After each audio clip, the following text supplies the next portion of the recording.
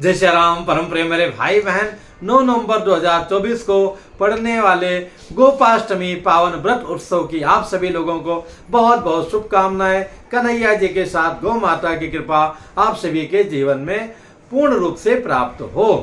इस दिन जो है हमें गौ माता जी की विशेष पूजा अर्चना करनी चाहिए और लगभग हर भक्त करते भी हैं। तो हमें करना क्या है और ये कहाँ से कथा प्रारंभ हुई, उसी के विषय में निवेदन करने जा रहा हूँ।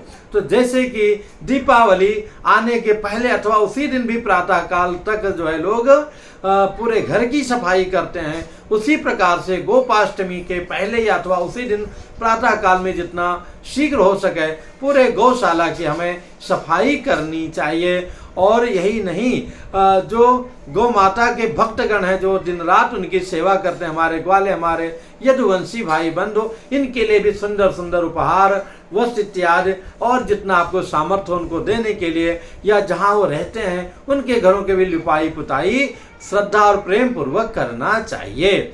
तो प्रातः गौशाला की भैया सफाई हो गई अच्छी प्रकार से। उसके बाद में हमारे जो गौ मैया हैं या उनके पूरे परिवार हैं उनको जल से हमें अच्छे से स्नान कराना चाहिए, पूरे वातावरण को स्वच्छ कर देना चाहिए। उसके बाद चंदन लगा करके और थोड़ा कुमकुम इत्यादि से गौ माता को सजाना चाहिए, वस्त्र इत्यादि धारण कराना चाहिए, धूप करना चाहिए, दीप करना चाहिए, उनको फल इत्यादि हरा चारा इत्यादि खिला करके मिष्ठान भी खिला सकते हैं, गुड़ आदि, और परिक्रमा करके जो है प्रणाम करना चाहिए। अगर आप दे सकते हैं तो इस दिन गौदान करने का बहुत बड़ा महत्व है। उतना नहीं कर सकते हैं तो कम से कम गौ माता को चारा तो खिला ही सकते हैं। आप स्वयं नहीं कर सकते हैं तो आप मेरे माध्यम से भी संपन्न करा सकते हैं। इसके बाद में प्रातः तो पूजा हो गई, फिर गौ माता जी चरने के लिए चली जाती थी और शाम को जब वो वापस आती थी तो उनका स्वागत करते हैं। स्वागत गौ माता का कैसे करेंगे, तो ग्वालों के लिए ठंडे पानी की, जल की व्यवस्था, मिष्ठान आदि की व्यवस्था और गौ माता के लिए भी जल के साथ में फल इत्यादि उनको खिला करके उनका जो है स्वागत होता है।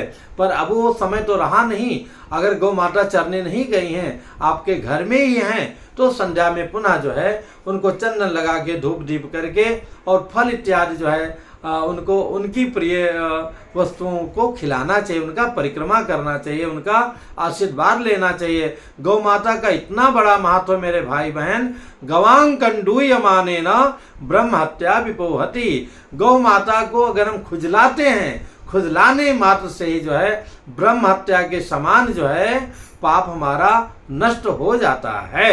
इतना बड़ा महत्व है।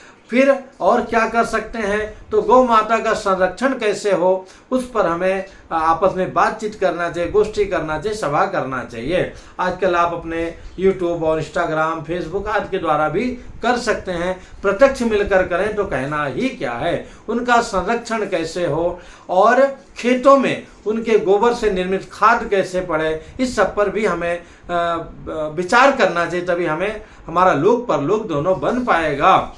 और इसके बाद में जो सबसे बड़ी बात है कि हमें ये प्रण करना चाहिए हर एक सनातनी को, भारतीयों को, कि गौ माता के चमड़ी से बना हुआ कोई भी वस्तुतः किसी भी चमड़ी के पदार्थ का यूज नहीं करना है। तथापि उनमें भी जो है गौ माता जी के चमड़ी से निर्मित किसी भी वस्तु को हमें अपने प्रयोग में नहीं लेना है। जब भी हम कोई वस्तु खरीदें तो सजग रहें, वो चमड़े की ना हो, आज याद का हमें ध्यान देना चाहिए। मेरे भाई बहन, जो कथा आती है, प्रभु कन्हैया जी का नाम भी जो है गौ माता की सेवा करने के कारण, उनकी रक्षा करने के कारण, वो गौ माता को प्रेम करने के कारण ही उनका नाम गोविंद पड़ा, जो भक्तों के लिए अत्यंत कल्याणकारी है। गौ माता को बहुत मानते थे हमारे कन्हैया जी, कान्हा जी। इंद्रदेव जब जो है भगवान श्री कृष्ण जी की परीक्षा लेने के लिए कि क्या ये इतना लीलाएं कर रहे हैं, वास्तविक रूप में नारायण ही हैं या कोई छलिया है, बहुरूपिया है, कौन है, कन्हैया की परीक्षा लेने के लिए जब वो पूरा जो है भिगा दिए, पूरे वातावरण को जलमग्न कर दिए, फिर जो है कार्तिक शुक्ल पक्ष जो है प्रतिपदा को भगवान ने गोवर्धन को धारण किया और पूरा जो है उनका परिवार, उनके मित्र मंडली और गौ माता जिसको बहुत प्रेम करते हैं, पूरे गौवंश उसी जो है गोवर्धन पर्वत के अंदर में आ गए। और प्रतिपदा से लेकर सप्तमी पर्यंत 7 दिनों तक भगवान ने गौ माता जी के साथ में, ग्वाल बालों के साथ में, पूरे अपने कुटुंब की, अपने क्षेत्र की, अपने सखाओं की, सभी लोगों की उन्होंने रक्षा किया।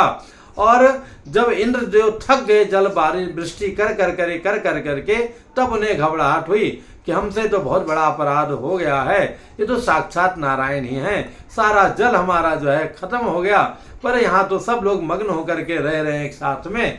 फिर वो 8वें दिन जो है गोपाष्टमी के दिन आते हैं और कामधेनु के दूध से जो है उनकी विनती करके कन्हैया जी की और अभिषेक करते हैं, जिसके कारण जो है भगवान बड़े प्रसन्न होते हैं, उनको आशीर्वाद देते हैं और उनके भ्रम को दूर करते हैं, उनके अहंकार को दूर करते हैं। और उसी दिन से उनका नाम गोविंद पड़ गया, कन्हैया जी का।